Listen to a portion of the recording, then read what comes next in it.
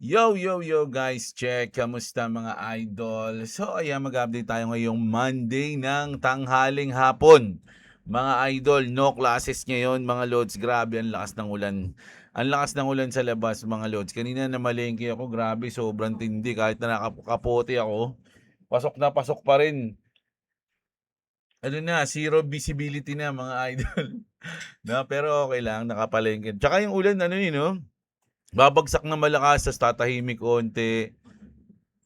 Biglang lalakas uli, grabe, babaha, no? Grabe talaga. Tindi ng ulan ngayon, mga idol. So mag-update tayo, matindi yung mga news natin, mga idol. Isa lang ang request ni Jeblo, dalawa pala, o tatlo. Like, comment, and subscribe, mga lods. No, ayan, napakalaking tulong na niyan sa aming mga content creator. No, ang mga ganyan, libre naman po. No, so maraming salamat agad sa mga magla-like, comment, and subscribe. Okay, so punta na tayo sa ating mga balita, matindi mga news natin ngayon. Pero bago ang lahat, punta muna tayo sa ating chart ng XRP. So kung titingnan nyo mga idol, medyo ang Bitcoin, sabi ko nga sa inyo noong nakaraan, medyo ganun din, no? Medyo pumapares ng galaw, kaya lang meron kasing isang part na umangat siya, and then si XRP is pa ganito, no? Siya pa ganyan, si XRP pa ganyan. So pababa siya, mga idol. Pero yung itsura ngayon, parang ganun pa rin, na ayan, so ganito yung itsura ng chart ng Bitcoin, and sa XRP naman halos ganyan din, no, pero nasa baba siya, andito siya, no, ayun, no, panadula siya dito banda, mga idol. So dito tayo ngayon, ganito rin ang itsura. So hanap tayo ng chance dito kung actually 50-50 pa rin talaga ako ngayon kung magbababa ba to o mag-uptrend, no? Kaya maghahanap lang ako ng confirmation. Kapag medyo bumaba pa siya ng konti dito, ayun na yan, sa tingin ko kukunin niya to. No, itong blue natin. Pero pag umangat na siya, babalikan niya yung dati nating resistance at babaragin yan pataas. No, ganun yung ating ano diyan, dating support. Okay, so ayun yung tinitignan natin. Ayun, halos nasa 50% siya, oh. Mga idol, oh, dito sa support natin tsaka sa resistance, halos nasa kalahati siya. So, hanap lang tayo ng confirmation kung didiretso na siya dito o dito siya didiretso bago tayo pumosisyon. Okay, chill lang. Pero ngayon talaga, Lunes ngayon mga idol. So, trading day ngayon. Trade na tayo. Huminto tayo ng nagkakalma tayo ng trade pag mga weekends, pero pag mga weekdays, bakbak tayo niyan, mga lods. So titignan natin maya-maya kung saan tayo po position, okay? So magbabalita na tayo mga loads, no? Check tayo dito sa ating global news, mga loads, no? Sabi dito ang mga idol, China is on its knees begging Iran to surrender kasi malaki na yung naapektuhan at nagkakaroon na ng lamang yung US. Hindi sa gera, hindi lamang sa gera mga idol, lamang sa langis. Ayun yung kinakabahala ng China rito. President Trump just destroyed Iran's oil empire, billions gone. No, exports crash. Tehran is bleeding out and Beijing, they're panicking, sabi, no, si Xi Jinping. Xi Jinping is so desperate, he sent Trump a full-blown love letter begging for the war to end. The Chinese are screaming at Iran, get back to the table now. Why? Because America just stole the entire global oil game. Dahil nga, ang pinakamatindi kasing daanan, alam nyo naman, di ba?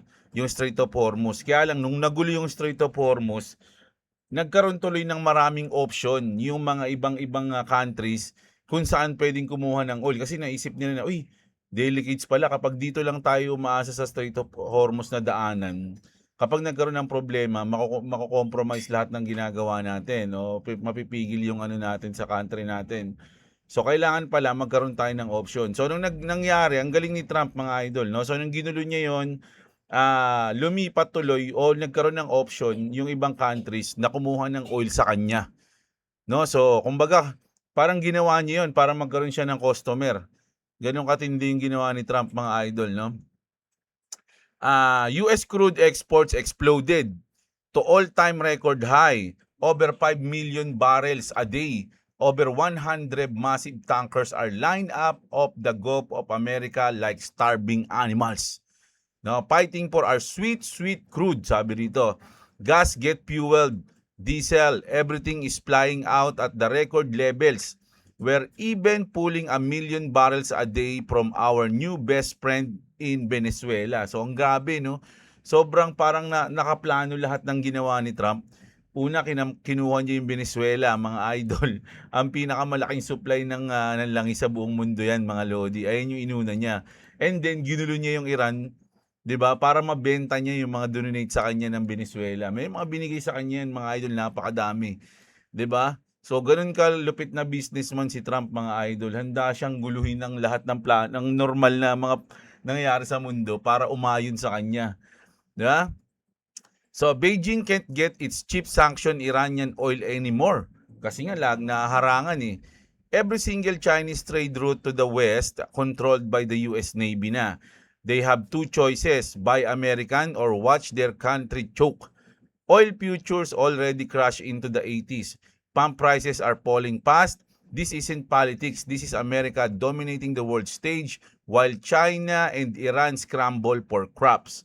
Trump just flipped the entire energy map and the world is watching. Oh, grabe. So, ganun yung ginawa ni Trump. 'Di ba? Akala nyo ganun-ganun lang, hindi nakaplano, 'di ba? Pero ang laki pala nun, mga idol. Una, kinuha niya yung sa Venezuela and then ginulo niya yung sa Iran. Para lang dyan sa langis. Ganun ka-importante, mga idol, no? Ang tindi ng ginawa ni Daddy dun. Mga lods, ang tindi ng plano niya. Yeah?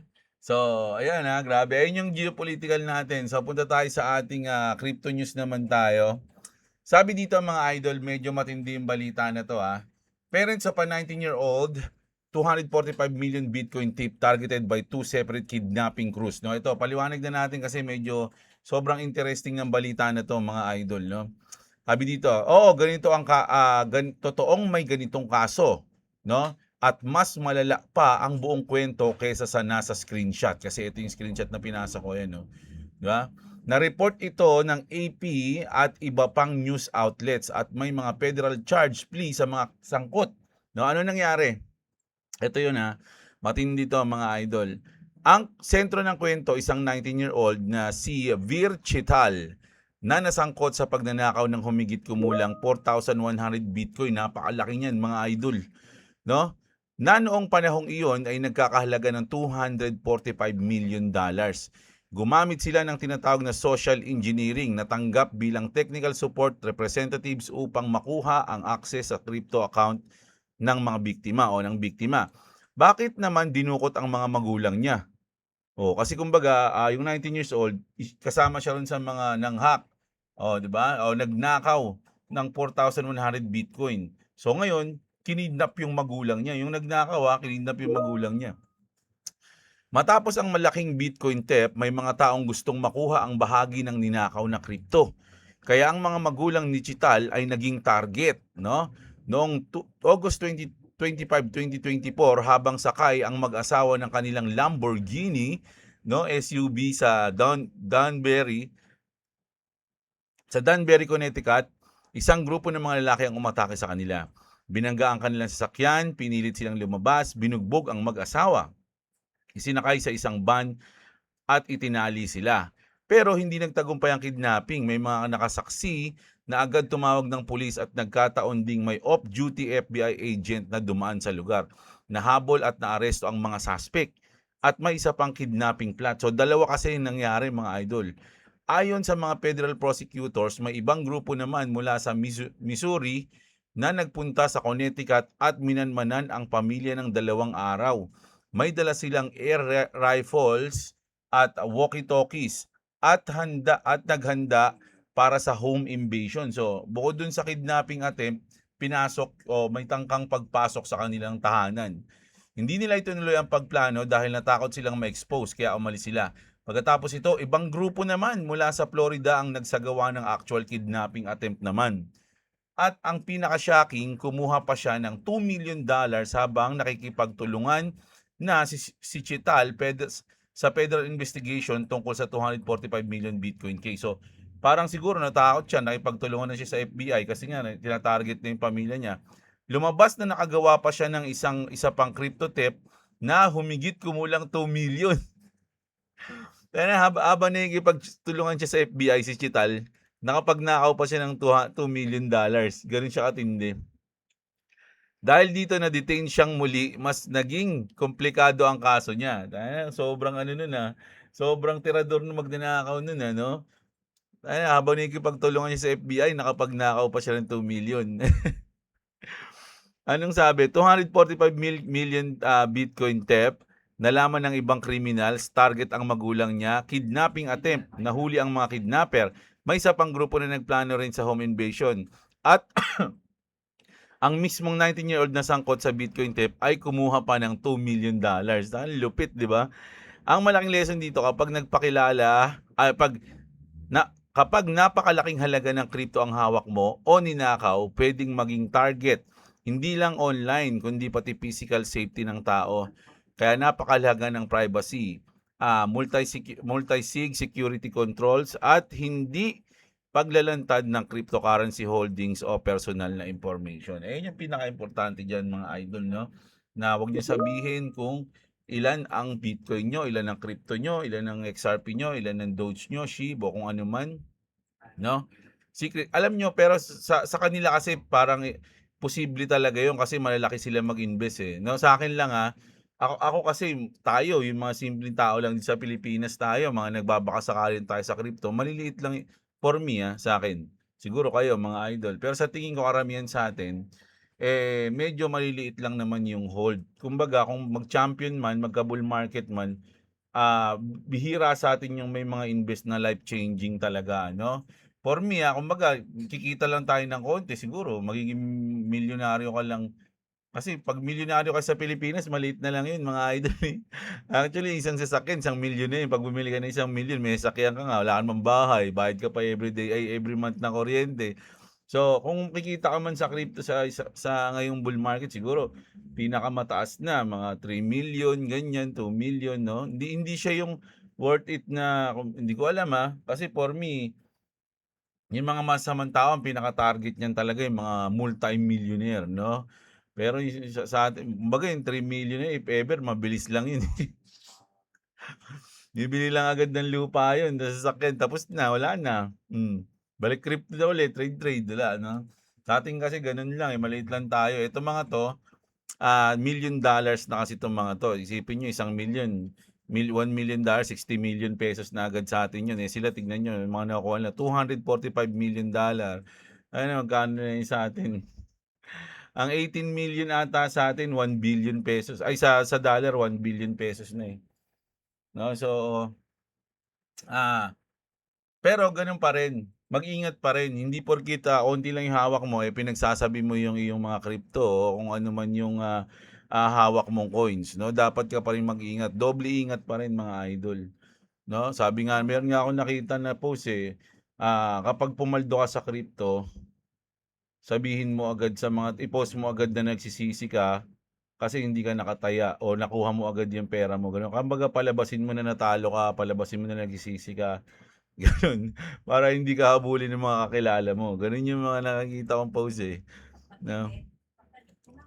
Yun. So, syempre, hindi lang, sabi ko nga sa inyo, maraming tao ang hindi naman, nasa Pilipinas na hindi pa masyadong naiintindihan yung crypto. Marami, mga idol. Sabihin na natin, minsan nga, pag ako nasa isang lugar ng event halos wala, pag may tinanong ako, halos walang alam yung sa crypto doon. Ano yung Bitcoin? Ganun lang, alam lang nila Bitcoin Imagine, nasa event ako, ilang tao doon?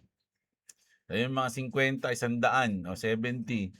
1:70, parang ako lang yung may alam ng crypto na yung iba naman alam lang Bitcoin pero hindi naman nila ini-explore. So, sa Pilipinas, bihira sa atin. Alam niyo kung bakit? Kasi nga mahirap mag-crypto sa Pilipinas lalo na kung hindi ka naman stable. 'Di ba? I mean, mahirap mag-crypto kasi hindi ka naman laging panalo sa crypto mga idol Natatalo yan. Kung ikaw, ginagamit mo yung sahod mo every month para sa pamilya mo, pambayad ng kuryente, hindi ubra. Pwede siguro maliit-liit lang, tabi-tabi. Pero yung sabihin mo na malaki yung kita, naku, medyo mahirap sa mga normal na Pilipino, yung katulad natin, mga idol. Pero kahit na, dapat mag-ingat pa rin tayo. Hindi natin sinasabi yung ating mga hold, di ba? Ayan. Pero isipin nyo to, lupit nang nangyari sa kanila, di ba? Ito dito talaga, Alam niyo dito na nalulungkot na ako na hindi, mixed emotions tayo dito sa ano, sa Crypto Clarity Act, eh. Eto si Ben McKenzie 'no, celebrates 'no, pinagdiwang niya killing the Clarity Act with a beer. Oh, ayan 'no, mga idol, na hindi naipasa. Kumbaga inaabot ng recess. To the most corrupt president in history and to the crypto bros everywhere, cheers. Tignan niyo, 'di ba, parang nangangasar pa si idol. Sabi ko nga sa inyo naging idol ko 'to sa Gotham, kasi siya yung bida bida sa Gotham. Siya si ano dun, Inspector Migure. Hindi, si ano, si James Gordon, siya si Inspector Gordon, na McKinsey also adds he helped kill the bill. Oh, imagine, he helped kill the bill, mga idol. Mga wala, naiinis ako sa'yo ngayon, hindi na kita idol niyan. Tapos eto, sabi dito, Elizabeth Warren is single-handedly standing in the way of the Clarity Act. One person shouldn't be able to hold an entire industry hostage. Pinigilan niya yung Clarity, mga idol. Pero eto, merong isang post dito na parang mag-iisip ka rin na napalabas lang talaga to, mga idol, na ang kampi niya talaga si Trump. Alam niyo kung paano nangyari yon? Eto, sabi kasi sa post ito, you failed, he wins. Congratulations, Elizabeth Warren. By helping leave the Clarity Act unfinished, you achieve exactly the opposite of what you wanted. Bakit? Americans still have no clear crypto rules while Trump can keep doing what you've spent months complaining about. Which is my sense yun for me. Kasi nga, pinigil mo yung Clarity Act, so ibig sabihin, magpapatuloy pa rin si Trump sa pagmamanipulate ng market. Parang ganun. So, mas nagtagumpay pa rin si Trump. 'Di ba? Kasi once na pumasa yung Clarity Act, mababawasan yung mga scam dyan, market manipulation, 'di ba? Magkakaroon na ng mga kaso yung mga pag mangi-scam ka, mag-rug pull ka, bawal na yun. 'Di ba? So, kung may clarity tayo, mapipigilan si Trump kung nakokontrol niya man yung market, kung may insider man siya. Hindi mo na ipasa yung Clarity Act. So, for me, sabi nga dito, mas natulungan mo pa si Trump kasi walang clarity ngayon eh. Tuloy-tuloy pa rin si Trump ngayon sa pag ano ng pera niya. Kung ano yung ginagawa niya ngayon, 'di ba? Actually, hindi si Trump 'yun, si mga anak niya 'yun. So baka tuwan-tuwa ngayon yung mga anak ni Trump, uy, wala pa tayong clarity, 'di ba? Oh, kumbaga kaya pa nating manipulahin, 'no, ang market. So, mas parang parang naging maganda pa kay Trump. So, parang ang tawag dito, yung diniin dito ni John na Americans still have no clear crypto rules while Trump can keep doing what you've spent months complaining about. So, sa tingin nyo, palabas lang ba na magkaaway sila o talagang kampi sila para gawin nila to? Kasi alam niyo naman si Trump, matalino yan, mga idol, yung mga diskarte niyan.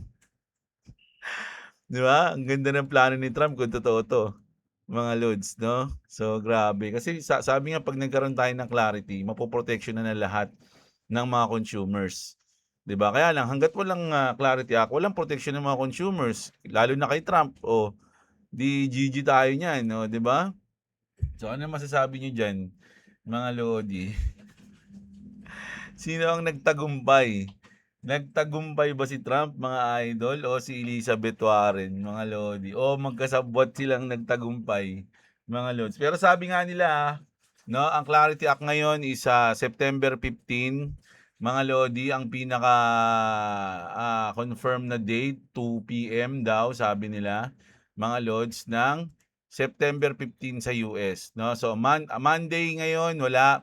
Pagdating ng Wednesday, mga Lodi, meron tayong CPI report, okay, ng 8:30 ng gabi. And then Thursday 8:30 ng gabi ulit is PPI naman, no? So magkakaroon tayo ng volatility ng Huwebes at Miyerkules at Huwebes ng gabi, mga Lods, no? So kailangan maganda tayo dito, mga idol. Magluto tayo ng lumpia at spaghetti. Hindi, basta maganda tayo dito at malamang malupit na magte-trade tayo diyan, mga Lods, no? Ako hindi ko sinasabing mag-trade kayo, mga idol, kasi hindi naman sure talaga na mananalo ka sa trading. Ang sa akin lang, sinishare ko lang yung trading natin kasi nga doon tayo nakakuha ng pambodega at minsan nakakuha rin tayo ng panggastos. Ganun lang, mga idol. no, para hindi tayo ma-stress. Kasi kapag puro bodega lang tas nakikita natin yung market na ganito, minsan stagnant lang siya tas minsan bumababa pa siya, parang nakaka-stress yun, eh. 'Di ba, na ano ba 'yan, ang tagal ko nang tinitignan 'to, ganyan. So, ine-enjoy natin yung ating adventure sa crypto through trading, no? Minsan natatalo, minsan nananalo. At least ang pinakamahalaga, every time na mananalo at natatalo, eh, natututo ka din, 'di ba? You gain knowledge for every moment. 'Di ba? So, gano'n lang tayo mga idol, no? Ano pa? Wala na, eh, wala na tayong balita, eh, bagyo na yung mga balita natin. Ano tayo? Sa Bitpinas tayo, check tayo sa Bitpinas. Asian country to impose death penalty and life imprisonment for crypto scammers. Oy, grabe, saan yan? Saan bansa yan? Kasi dito sa atin, walang death penalty. Kahit sa nga mga magnanakaw nga, walang death penalty, eh. Paano pa sa crypto scammer, mga idol? Malamang sa China to, o sa North Korea, mga lodi. Ay, ito to. Myanmar, ayun pala, sorry, dito pala, hindi ko nakita, eh. Myanmar anti-scam law clamps down on gangs forcing victims into crypto fraud. Okay, so mahigpit ang kanilang batas, mga idol, pagdating sa mga crypto fraud, crypto scam, mga lods, no? So, goods naman yan, mga idol, kasi kung wala ka namang ginagawa, hindi ka naman matakot dyan, eh. Yeah. Ayan, check naman tayo sa iba. Kasi ang ano ng news natin ngayon, eh, binagyo din, eh. 15 minutes ago, crypto's first quantum hack may leave no clues behind. Sabi rito, naku, mukhang matindi yun, ah. Mga idol, ah. Christopher Smith, CEO of Quantum's Network, says the first quantum computing attack on crypto could look like an unexplained wallet breach. No? Smith said a powerful enough quantum computer could derive private keys from public data without touching a wallet or device directly. Wow, antindi nun, mga idol, no? He said a quantum attacker targeting crypto would likely go after Tether's minting key rather than Satoshi Nakamoto's dormant Bitcoin. An attacker could mint tokens from an administrative wallet and dump them before Tether could respond.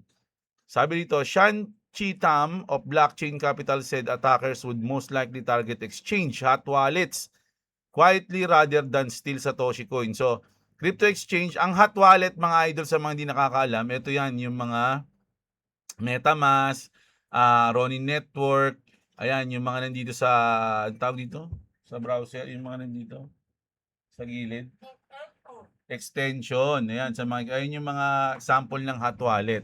Ang sample naman ng mga cold wallet is yun yan, Trezor, Tangem, Ledger, ayun yun, ha, mga idol, no? So, ano pa? Asa na? Hot wallets widely rather than Google accelerated its post-quantum migration timeline to 2029 in March. The move followed an AI-assisted breakthrough showing elliptic curve cryptography could be broken with far fewer qubits than previously forecast. So parang gumagaling, no? Lumalakas-lakas talaga yung mga ano ngayon. Yung quantum computing, mga lodi, no? Ano natin to?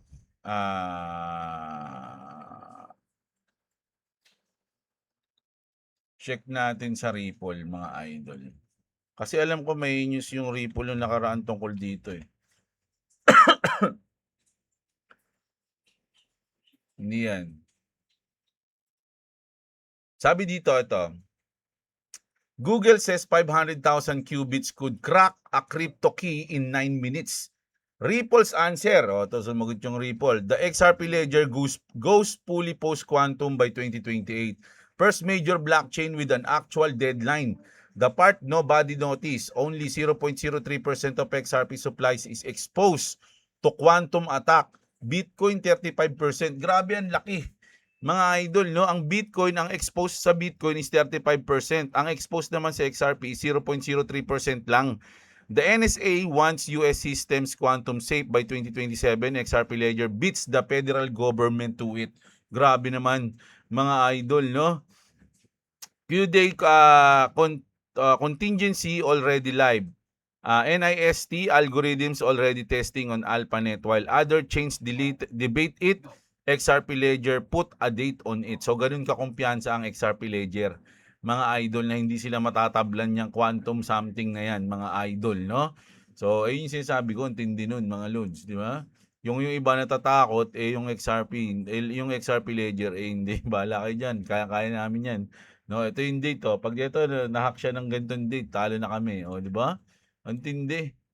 Brazil new crypto rule targets fraud before funds disappear. Brazil Central Bank while require crypto firms to hold transfers to self-custody wallets or offshore platforms for 24 hours according to the resolution published Friday. The rule applies when a transaction exceed 10,000. Anong dami na nagkakaroon ng rules ngayon sa mga crypto, no? Sa Russia, kaya nga naging nag-trend, no, yung pagbili ng hardware wallet sa Russia kasi meron silang mga bagong rules. So ngayon naman sa Brazil din, no? Brazil new crypto rules.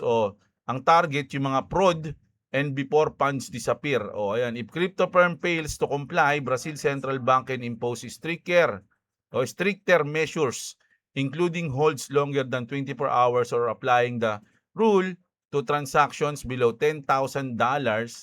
The framework also covers fiat-backed stablecoin. So kasama yung mga stablecoin, hindi lang yung mga crypto, no? Ito, 1 hour ago.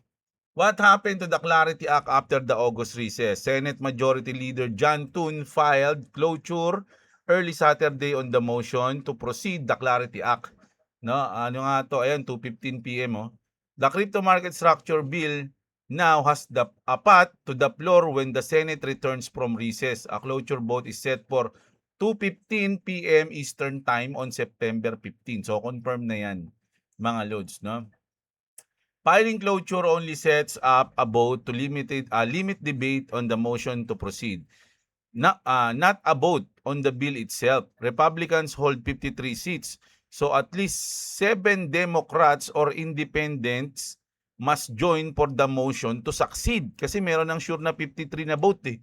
So 7 na lang, mga idol. Hindi kailangan Democrats, kahit yung mga independent, pwede na yun. Basta umabot ng 60.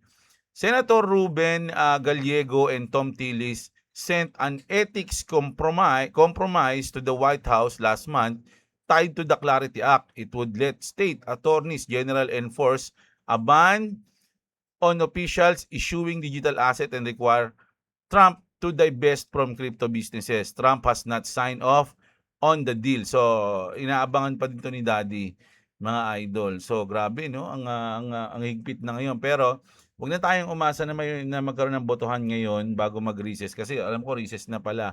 So, September 15, tama ba? September 15. Kasi ang balik nila September 14 eh.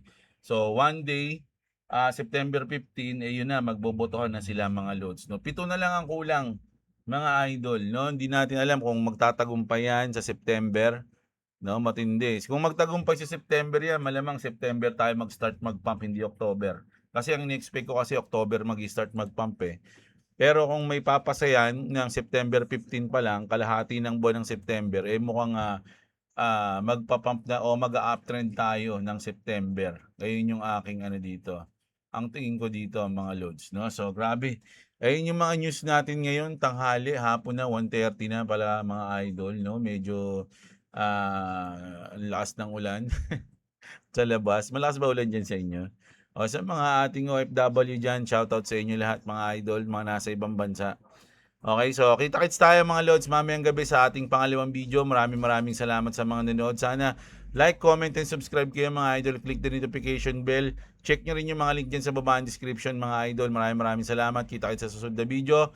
Magandang araw sa inyo at What's up? alright.